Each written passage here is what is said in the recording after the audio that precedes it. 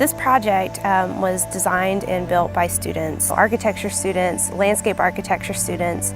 We worked with students in civil engineering and biosystems engineering. We all came together to come up with the idea for the new Norris House and the landscape. I've lived here for almost a year. One of the strangest things about living here is knowing that the water that leaves the house as gray water, so the water from the shower, the bathroom sink, and the washing machine is actually going right out into the landscape and being treated there. The rainwater from the roof is collected.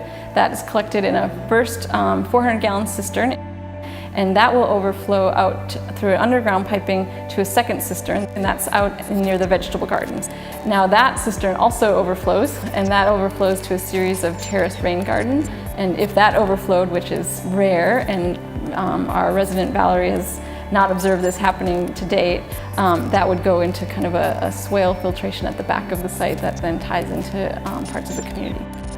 So there's an understandable conservativeness in some regards when it comes to human health and safety. So the difficulty is not necessarily the science of it, but it's about all the people who are involved in changing what has become commonplace. It was very interesting that the project leader for this construction had to go through so much regulatory and permit process to actually make this a legal system. But there are tremendous advantages to it. For one thing, the city of Norris, that's less water they have to treat. The second advantage, of course, is the irrigation component. We can make a very nice greywater bed that's going to be very attractive to look at.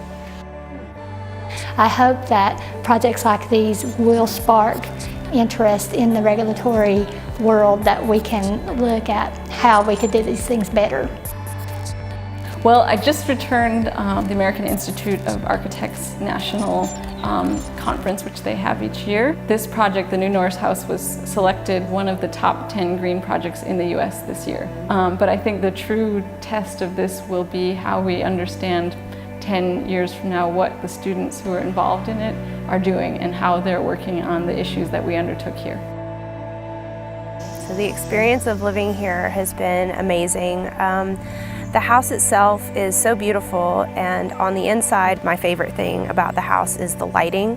There's so many different windows, and so it captures light all different times of the day, and throughout the seasons it changes. Having this really clean, uncluttered appearance inside the house, I think, is what my big takeaway that I will hope to have in future places that I live.